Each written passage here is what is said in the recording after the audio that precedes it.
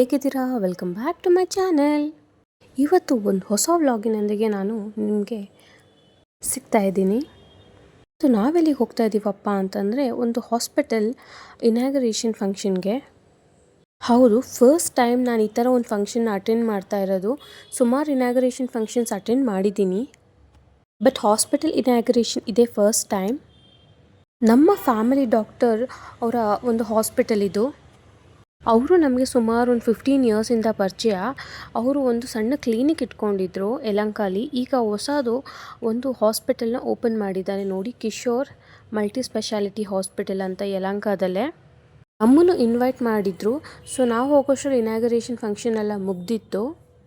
ಹಾಗೆ ಸಣ್ಣದಾಗಿ ಒಂದು ಕ್ಲಿಪ್ಪಿಂಗ್ಸ್ ತೊಗೊಳ್ಳೋಣ ಅಂದ್ಕೊಂಡು ಎಲ್ಲದರದ್ದು ಒಂದೊಂದು ಸ್ವಲ್ಪ ಕ್ಲಿಪ್ಪಿಂಗ್ಸ್ ತೊಗೊಂಡೆ. ನೋಡಿ, ಹೊಸ ಹಾಸ್ಪಿಟಲ್ಲು. ಫಸ್ಟ್ ಟೈಮ್ ನಾನು ಈ ಥರ ಒಂದು ವಿಡಿಯೋ ಮಾಡ್ತಾ ಇರೋದು. ಯೂಶ್ವಲಿಗೆ ನನ್ನ ವೀಡಿಯೋಸಲ್ಲಿ ಅಡುಗೆ ವೀಡಿಯೋ ಅಥವಾ ಟೆಂಪಲ್ಸ್ ವೀಡಿಯೋಸ್ ಇರುತ್ತೆ, ಬಟ್ ಫಸ್ಟ್ ಟೈಮ್ ಈ ಥರ ಒಂದು ಹಾಸ್ಪಿಟಲ್ ವೀಡಿಯೋ ಮಾಡ್ತಾ ಇರೋದು.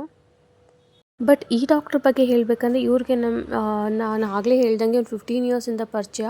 ಇವ್ರ ಕೈಗುಣ ಎಂಥದ್ದು ಅಂದರೆ ಒಂದು ಸತಿ ಇವ್ರ ಹತ್ರ ಹೋಗಿ ಬಂದಾಗ ನಮ್ಗೆ ಹುಷಾರಿಲ್ದಿದ್ದಾಗ ಖಂಡಿತ ನಾವು ಬೇರೆ ಕಡೆ ಹೋಗೋಷ್ಟೇ ಬೇಡ, ಅಷ್ಟು ಚೆನ್ನಾಗಿ ವಾಸಿ ಆಗುತ್ತೆ.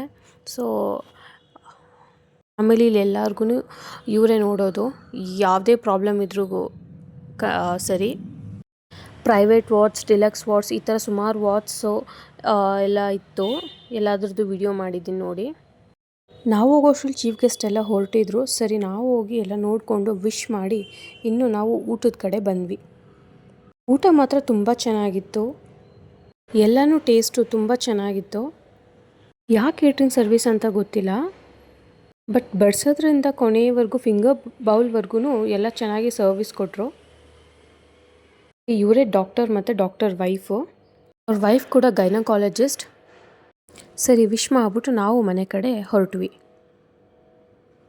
ಇದು ನೆಕ್ಸ್ಟ್ ಡೇ ವ್ಲಾಗ್ ಆಗಿರುತ್ತೆ. ನಾನು ಟೆಂಪಲ್ಗೆ ಹೋಗೋದಕ್ಕೋಸ್ಕರ ಇಲ್ಲಿ ದೇವ್ರ ಮನೆ ಎಲ್ಲ ಕ್ಲೀನ್ ಮಾಡ್ಕೊತಾ ಇದ್ದೀನಿ. ದೇವ್ರ ಸಾಮಾನೆಲ್ಲ ತೊಳಿಬೇಕಿತ್ತು. ಸೊ ಎಲ್ಲ ಕ್ಲೀನ್ ಮಾಡ್ಕೊಳ್ಳೋಣ ಅಂತ ಹಿಂದಿನ ದಿವಸನೇ ಎಲ್ಲ ರೆಡಿ ಮಾಡ್ಕೊತಾ ಇದ್ದೆ ನಾನು. ನೆಕ್ಸ್ಟ್ ಡೇ ಸ್ವಲ್ಪ ಬೇಗ ಹೊರಡೋದಿತ್ತು ಟೆಂಪಲ್ಗೆ, ಅದಕ್ಕೆ. ಇನ್ನು ನಮ್ಮ ಮನೆ ದೇವ್ರ ಮನೆ ಕ್ಲೀನ್ ಮಾಡೋದಕ್ಕೆ ತುಂಬ ಸಮಯ ಹಿಡಿಸುತ್ತೆ. ಮಿನಿಮಮ್ ಅಂದರೂ 2 ಅವರ್ಸಿಂದ 3 ಅವರ್ಸ್ ಆಗುತ್ತೆ. ಸೊ ಎಲ್ಲನೂ ಫೋಟೋಸಿಂದ ದೇವ್ರ ಸಾಮಾನಿಂದ ಎಲ್ಲನೂ ಹೊರಗಡೆ ತೆಗೆದು ಕ್ಲೀನಿಗೆ ಧೂಳೆಲ್ಲ ಕ್ಲೀನ್ ಮಾಡಿಕೊಂಡು ಒರೆಸಿ ಮತ್ತೆ ಎಲ್ಲನೂ ಕ್ಲೀನ್ ಮಾಡಿ ಇಡೋಷ್ಟೊತ್ತಿಗೆ 2-3 ಅವರ್ಸ್ ಆಗೋಗ್ಬಿಡುತ್ತೆ. ಕ್ಲೀನಿಂಗ್ ಡಿಪಾರ್ಟ್ಮೆಂಟ್ ಏನಿದ್ರು ನಂದು, ಪೂಜೆ ಡಿಪಾರ್ಟ್ಮೆಂಟ್ ಏನಿದ್ರು ನನ್ನ ಹಸ್ಬೆಂಡು. ಹೌದು, ದಿನಾಗಲೂ ಅವರೇ ಪೂಜೆ ಮಾಡೋದು, ಬೆಳಗ್ಗೆ ಸಂಜೆ 2 ಟೈಮು. ಅವರಿಲ್ಲ ಅಂದರೆ ಮಾತ್ರ ನಾನು ಪೂಜೆ ಮಾಡ್ತೀನಿ. ಯಾರಿಗೆಲ್ಲ ಸಾಂಗ್ ಕೇಳ್ಕೊಂಡು ಕೆಲಸ ಮಾಡೋದು ಇಷ್ಟ ಆಗುತ್ತೆ. ನಾನಿನ್ನೊಬ್ಬಳೇ ಕೆಲಸ ಮಾಡಬೇಕಾದ್ರೆ ಸಾಂಗ್ ಕೇಳ್ಕೊಂಡು ಕೆಲಸ ಮಾಡೋದು ನನಗೆ ಅಭ್ಯಾಸ. ನೀವು ಕೇಳಿಸ್ಕೊತಾ ಇರ್ಬೋದು, ಸಾಂಗಲ್ಲಿ ಪ್ಲೇ ಆಗ್ತಾಯಿತ್ತು, ಬಟ್ ಅದು ಕಾಪಿರೈಟ್ ಸ್ಟ್ರೈಕ್ ಆಗುತ್ತೆ ಅಂದ್ಬಿಟ್ಟು ನಾನು ಪೂರ್ತಿ ರೆಕಾರ್ಡ್ ಮಾಡಿಲ್ಲ.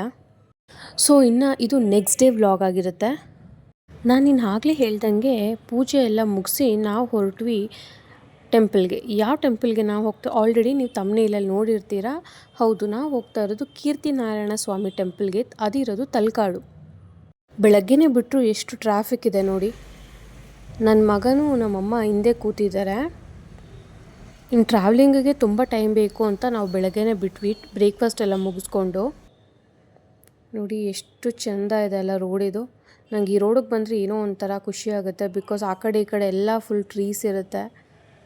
ಇನ್ನು ನಾವು ನೇಚರ್ನ ನೋಡಿಕೊಂಡು ನಮ್ಮ ಜರ್ನಿನ ಕಂಟಿನ್ಯೂ ಮಾಡಿದ್ವಿ. 133 ಕಿಲೋಮೀಟರ್ಸ್ ಆಗುತ್ತೆ ನಮ್ಮ ಬ್ಯಾಂಗ್ಳೂರಿಂದ. ಇದು ಕಾವೇರಿ ನದಿ ದಡದಲ್ಲಿ ಬರೋದು. ಇನ್ನು ತಲಕಾಡು ಬಗ್ಗೆ ಆಲ್ಮೋಸ್ಟ್ ಎಲ್ಲರಿಗೂ ಗೊತ್ತಿರುತ್ತೆ. ಇಡೀ ಊರಲ್ಲಿ ಎಲ್ಲ ಕಡೆಯೂ ಮರಳಿಂದನೇ ತುಂಬಿಕೊಂಡಿರುತ್ತೆ. ಇಲ್ಲೊಂದು 30 ದೇವಸ್ಥಾನ ಇರ್ಬೋದು. ಈಗ ಕೆಲವೊಂದು ದೇವಸ್ಥಾನ ಆ ಮರಳಿನಿಂದ ಮುಚ್ಚೋಗಿದೆ. ಇನ್ನು ತಲಕಾಡು ಅಂತ ಹೆಸರು ಬರೋಕ್ಕೆ ನಾನಾ ಕಥೆಗಳಿದೆ, ಅದರಲ್ಲಿಯೂ ಇದೊಂದು ಕತೆ. ಇನ್ನು ತಲ ಮತ್ತು ಕಾಡು ಅನ್ನೋ ಇಬ್ಬರು ಅಣ್ಣ ತಮ್ಮಂದಿರಿದ್ರಂತೆ. ಅವರು 2 ಆನೆಗಳು ಪೂಜೆ ಮಾಡ್ತಾ ಇದ್ದಿದ್ದು ಒಂದು ಮರನ ಕಟ್ ಮಾಡಿದ್ರಂತೆ. ಆ ಕಟ್ ಮಾಡಿದಾಗ ಉದ್ಭವ ಆಗಿದ್ದೆ ಆ ಶಿವ. ಇನ್ನು ಆ 2 ಆನೆಗಳು ಕನ್ವರ್ಟ್ ಆಗಿದ್ದು ಋಷಿಗಳಾಗಿ. ಇನ್ನು ಆ ಮರನ ಪೂಜೆ ಮಾಡಿದವ್ರಿಗೆಲ್ಲ ಸದ್ಗತಿ ಸಿಗೋದ್ರಿಂದ ಈ ಜಾಗಕ್ಕೆ ತಲಕಾಡು ಎಂದು ಹೆಸರು ಬಂತು. ಇನ್ನು ಹೊಯ್ಸಳ ರಾಜನಾದ ವಿಷ್ಣುವರ್ಧನ ಈ ಜಾಗನ ಆಳ್ತಾ ಇದ್ದಿದ್ದು. ನೋಡಿ ಎಷ್ಟು ಮಳೆ ಬರ್ತಾ ಇದೆ ಅಂದರೆ ಹೋಗ್ತಾ ಅಂತೂ ನಮಗೆ ಸಿಕ್ಕಾಪಟ್ಟೆ ಮಳೆ ಬರ್ತಾಯಿತ್ತು. ತುಂಬ ಚೆನ್ನಾಗಿತ್ತು. ನಾವು ಟೆಂಪಲ್ಗೆ ಅಷ್ಟು ದೂರ ಹೋಗಿದ್ದೇ ಗೊತ್ತಾಗಿಲ್ಲ ಆ ಮಳೆಯಲ್ಲಿ ಮತ್ತು ಈ ಕ್ಲೈಮೇಟಲ್ಲಿ.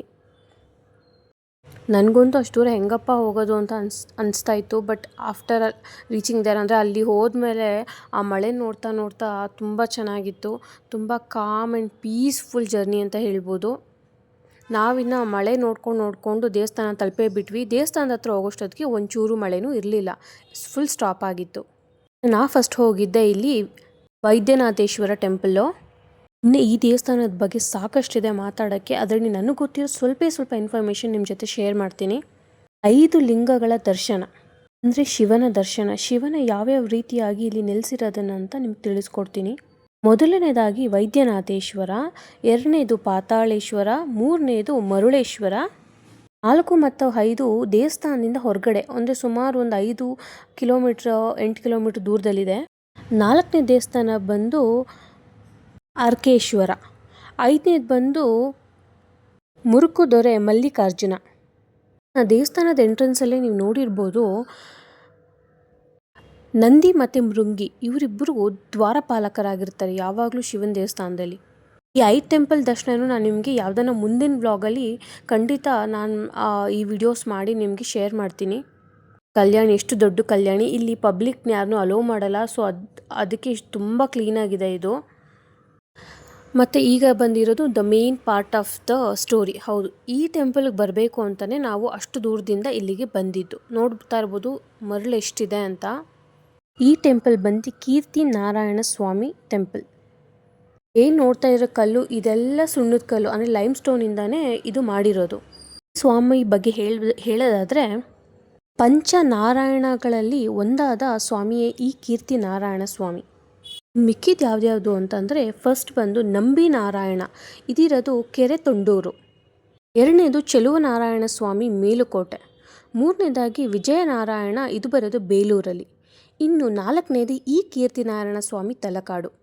ಇನ್ನು 5ನೇದು ವೀರನಾರಾಯಣ ಸ್ವಾಮಿ ಗದಗ್. ಇದೆಲ್ಲನೂ ರಾಮಾನುಜಾಚಾರ್ಯರು 12ನೇ ಶತಮಾನದಲ್ಲಿ ನಿರ್ಮಿಸಿದ್ದಾರೆ.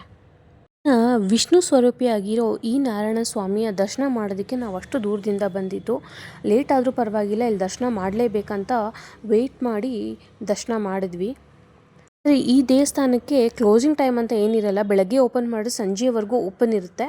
ಬಟ್ ಅರ್ಚಕರು ಮಾತ್ರ ಮಧ್ಯಾಹ್ನ ಊಟಕ್ಕೆ ಹೋಗಿರ್ತಾರೆ. ನೀವೇನೋ ಪೂಜೆ ಮಾಡಿಸ್ಬೇಕು, ಅರ್ಚನೆ ಮಾಡೋಂಗಿದ್ರೆ ವೆಯ್ಟ್ ಮಾಡಬೇಕು. ಇಲ್ಲ ಅಂದರೆ ನೀವು ದರ್ಶನ ಆರಾಮಾಗಿ ಮಾಡ್ಕೊಂಡು ಬರ್ಬೋದು, ಬೇರೆಯವರು ಇರ್ತಾರೆ.